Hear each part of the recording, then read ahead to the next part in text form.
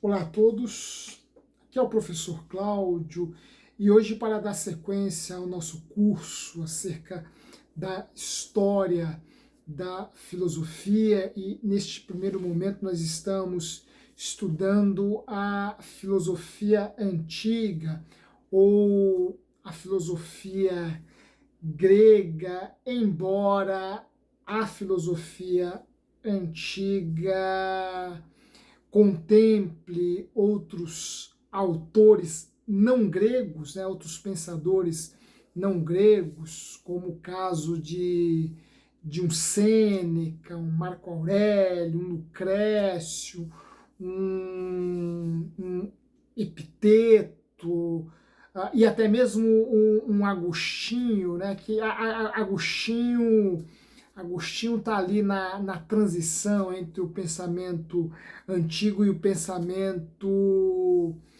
pensamento medieval, né? Mas, enfim, a filosofia antiga contempla outros pensadores que não eram de origem grega, mas, grosso modo, a maior produtividade filosófica neste período será grega. E nós estamos estudando, neste primeiro momento, os autores, os pensadores gregos. Em nosso último encontro, a gente teceu um paralelo entre mito e razão, e neste nós veremos um conceito e a sua importância durante todo o primeiro período da filosofia grega. E eu me refiro aqui ao período pré-socrático. Depois nós veremos com um pouco mais de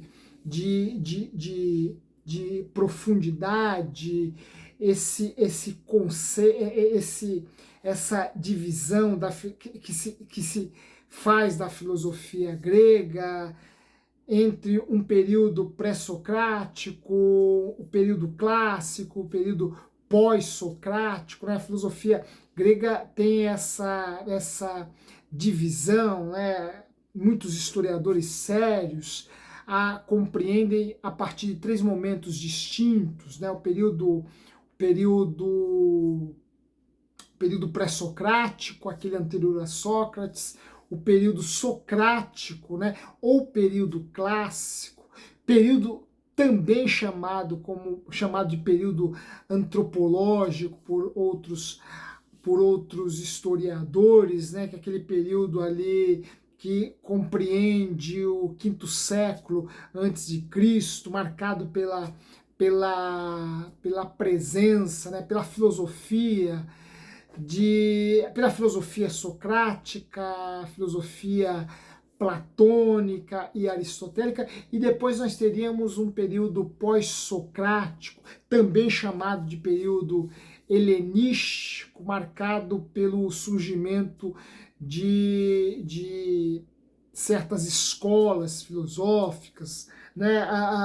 Os epicuristas ou epicureus, os estoicos, os cínicos, os cirenaicos, enfim, nós veremos essas divisões com um pouco mais de detalhe, de profundidade, mas eu quero me ater a um conceito que estará presente em toda a filosofia pré-socrática, que é o conceito de causa.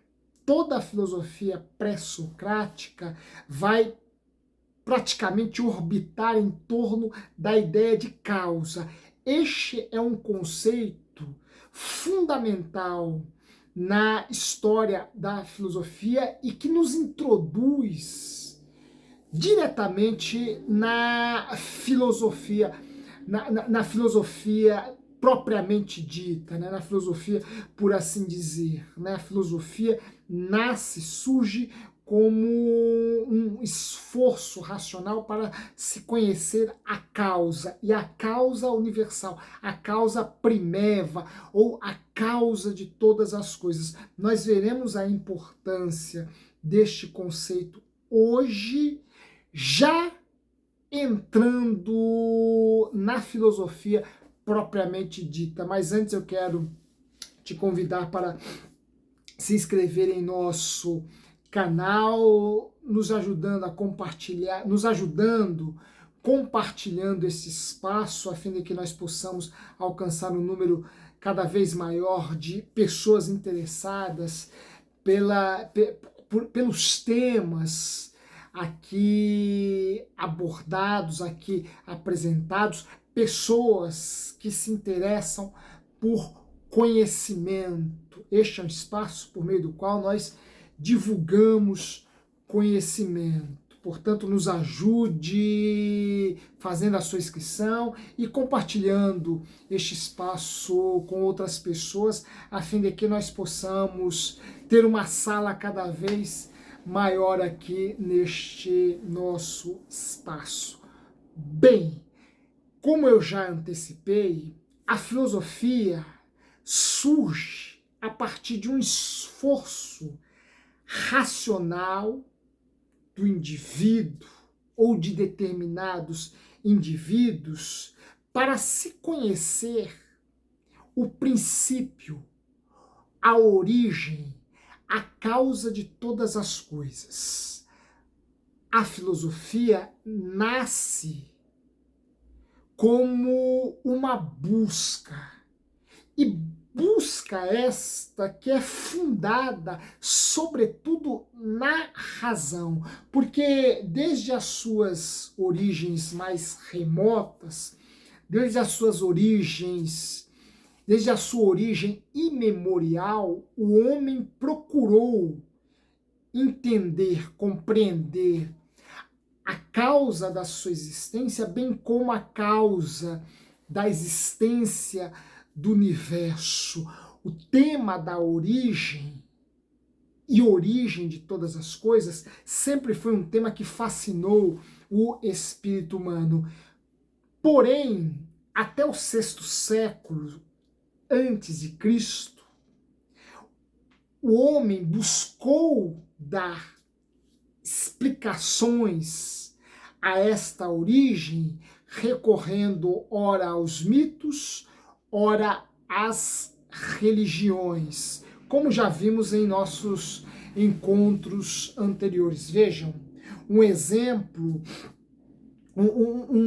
exemplo muito caro à nossa formação ocidental acerca deste esforço do espírito humano em conhecer as suas origens nos foi legado pelo próprio cristianismo. Cristianismo que acolheu o Antigo Testamento, fez percorrer na cultura ocidental a ideia de que todas as coisas foram criadas por Deus, tal qual nos é descrito nos primeiros capítulos do livro do Gênesis. Nós podemos ver aí em nossa própria base cultural, nos primeiros fundamentos de nossa formação cultural, o esforço do homem em conhecer, compreender o processo que lhe trouxe à existência, bem como todo o universo, bem como toda a natureza, bem como todo o cosmos. Esta busca pelas origens é uma busca que está associada, atrelada à própria história do indivíduo, da humanidade, à própria história do homem. A partir do sexto século, surge esta forma de conhecimento absolutamente nova e singular, chamada filosofia, que também vai se perguntar acerca da origem, acerca do princípio, acerca da causa universal de todas as coisas. Ora, como todas as coisas surgiram? Qual foi a origem de todas as coisas? Como se deu este processo? Estas são perguntas que os primeiros filósofos gregos buscarão dar respostas, mas respostas que agora não se fundamentam mais na religião, nos mitos, numa divindade. Essas respostas devem se fundamentar, sobretudo, na razão. A razão será o fundamento que vai sustentar o argumento dos primeiros filósofos acerca da origem, acerca da causa. E embora os primeiros filósofos tenham dado respostas diferentes acerca da origem do cosmos, do universo, da physis, conceito que nós veremos em nossos próximos encontros.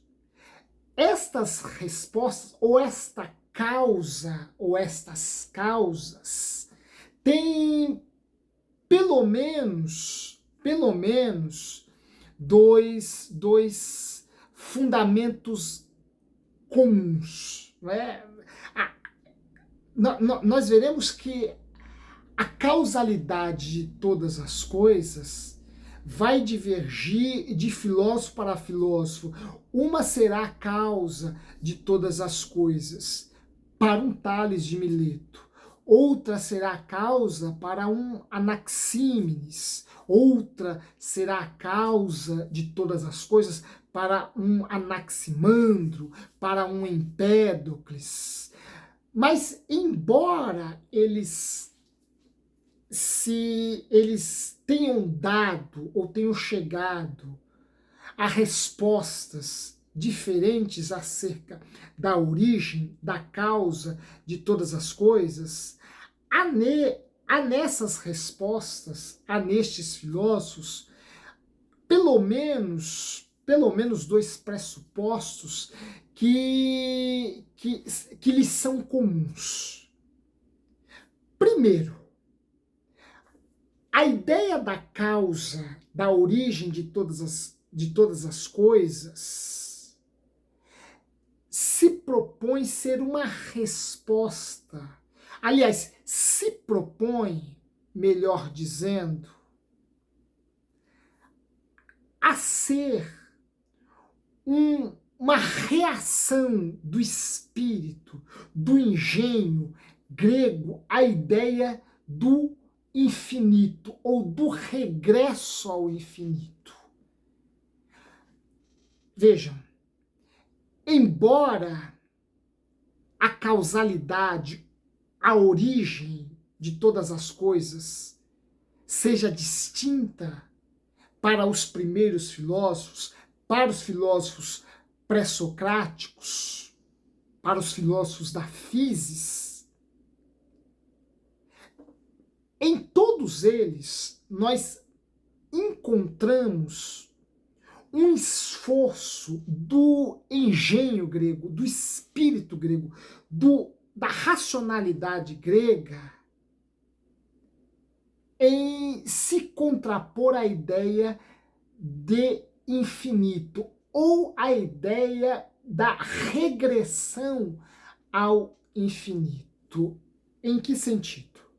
No sentido de que, quando os primeiros filósofos buscam uma causalidade, uma origem para todas as coisas, eles querem chegar num ponto, eles querem chegar num conceito, numa ideia que seja mensurável e que afaste deles o temor ou o assombro pelo infinito, porque o infinito sempre foi um problema para os gregos. O espírito grego, pelo menos pelo menos em relação aos primeiros filósofos, sempre resistiu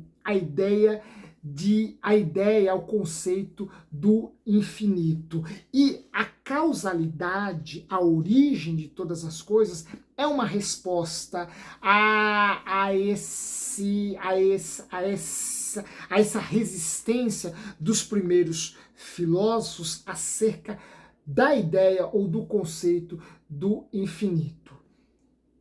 Vejam, se não há uma causalidade, se não há uma origem que seja uma origem primeira ou uma causa primeira, o nosso intelecto não se satisfará e buscará outra causa para além desta. Se esta causa que foi encontrada a partir deste esforço de se buscar a origem daquilo que seria uma primeira causa, se esta causa não for a causa primeira e definitiva, a causa absoluta, o nosso intelecto vai continuar buscando outra causa. Vejam, tudo que existe, a natureza, o homem, todos os seres que nela há, tem que ter tido uma origem, uma causa, e esta causa deve ser necessariamente absoluta. Ou seja, esta causa deve ser uma causa incausada. Porque se esta causa que deu origem à natureza e tudo que nela há não for uma causa absoluta ou uma causa incausada, esta causa terá sido causada. Esta causa que deu origem a esta causa, que por sua vez deu origem à natureza, esta causa, se não for uma causa absoluta ou incausada, esta causa teve necessariamente uma causa, porque nada vem do nada, tudo vem de alguma coisa. Esta causa que deu origem a esta causa, que deu origem a esta causa, que deu origem à natureza, necessariamente tem que ser uma causa absoluta e incausada. Porque se esta causa que deu origem a esta causa, que deu origem a esta causa, que deu origem a esta causa, que deu origem à natureza, não for uma causa incausada, logo ela foi ou ela teve uma origem, ela teve uma causa. Esta causa que deu origem a esta causa, que deu origem a esta causa, que deu origem a esta causa, que deu origem a esta causa, que por sua vez deu origem à natureza, esta causa necessariamente tem que ser absoluta e incausada, porque se ela não for absoluta e incausada, ela teve uma causa. Logo, esta causa que deu origem a esta causa, que deu origem a esta causa, que deu origem a esta causa, que deu origem a esta causa, que deu origem a esta causa, que por sua vez deu origem à natureza, tem que necessariamente ser uma causa incausada, porque se ela não for uma causa incausada, ela terá sido uma causa causada. E esta causa que deu origem a esta causa, que deu origem a esta causa, que deu origem a esta causa, que deu origem a esta causa, que deu origem a esta causa, que por sua vez deu origem à natureza, necessariamente tem que ser uma causa incausada, porque se ela não for uma causa incausada, ela terá sido causada. E esta causa que deu origem a esta causa, que deu origem a esta causa, e que deu origem à natureza, necessariamente tem que ser uma causa incausada. Ora, deve haver uma causa incausada, porque se não houver uma causa incausada, nós jamais chegaremos à causa. Nós jamais chegaremos à origem. Nós jamais chegaremos à fonte primeva de todas as coisas. Portanto, deve haver uma causa incausada, porque se não houver uma causa incausada, o nosso intelecto vai regredir ao infinito e nós jamais conheceremos a origem de todas as coisas. E os primeiros filósofos, os filósofos pré-socráticos queriam conhecer a origem de todas as coisas. Logo, esta origem necessariamente tem que ser uma causa incausada.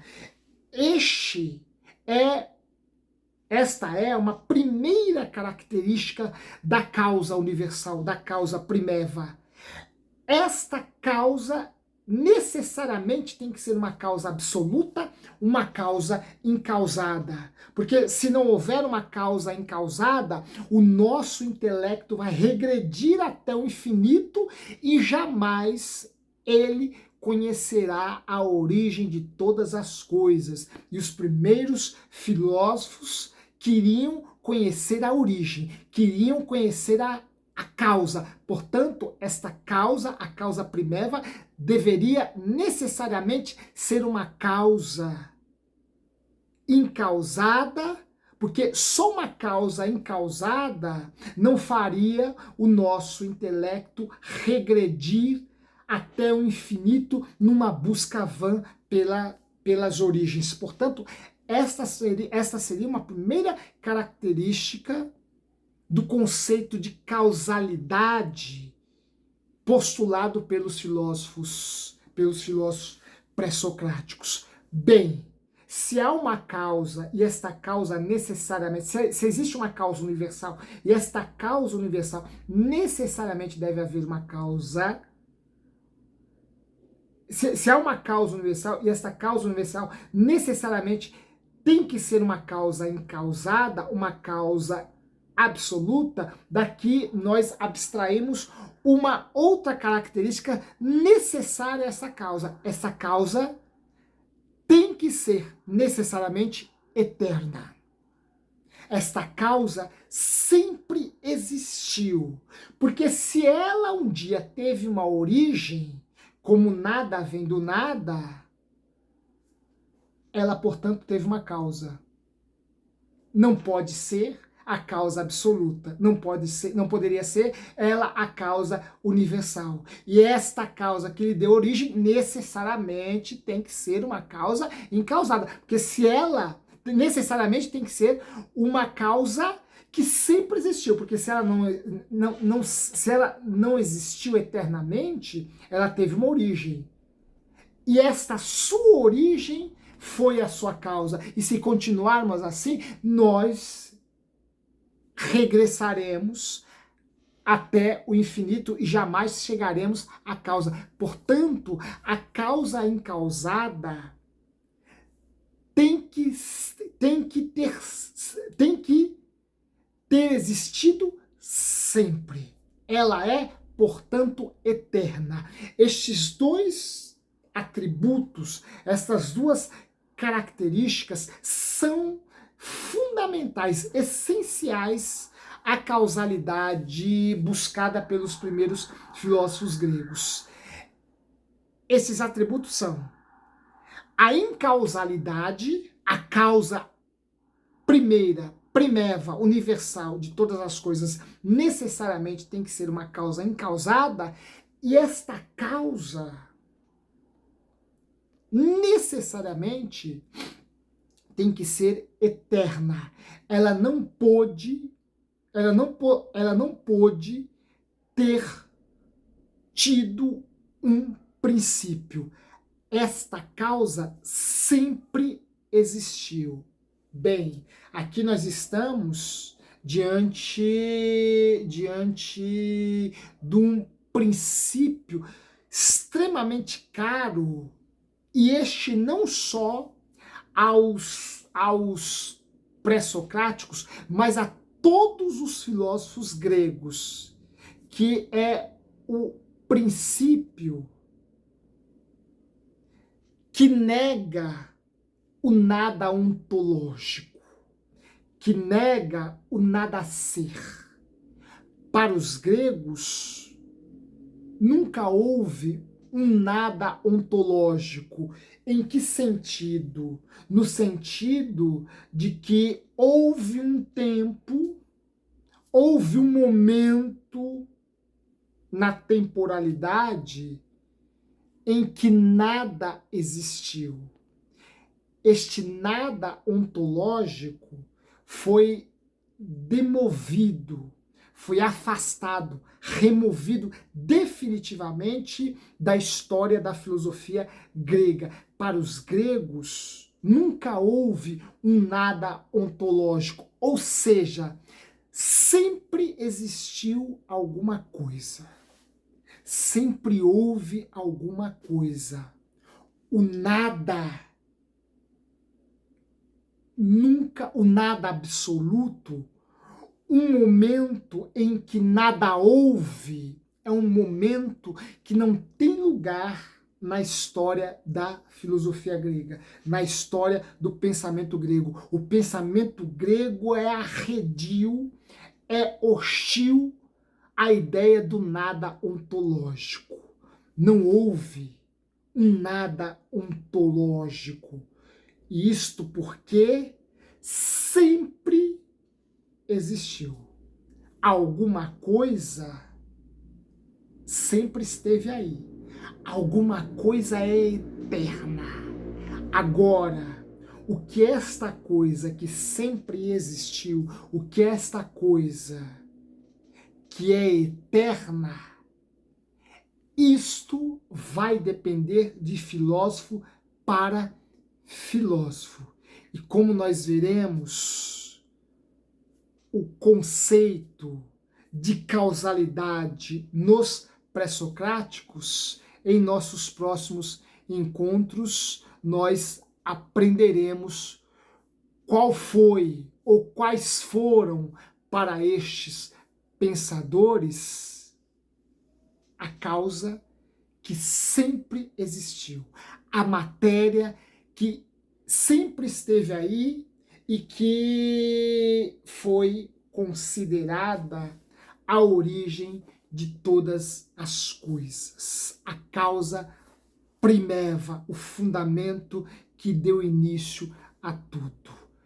Isto nós veremos em nossos próximos encontros, em nossas próximas aulas. Portanto, eu quero te convidar para juntos começarmos a entender de forma mais específica qual foi a causa de todas as coisas ou quais foram as causas segundo os pensadores pré-socráticos. Forte abraço, se gostou deste vídeo, não esqueça de deixar aí o seu joinha e nos ajude compartilhando este espaço. Em breve nos veremos aqui para a nossa quarta aula neste curso de História da Filosofia Antiga. Forte abraço e até a próxima.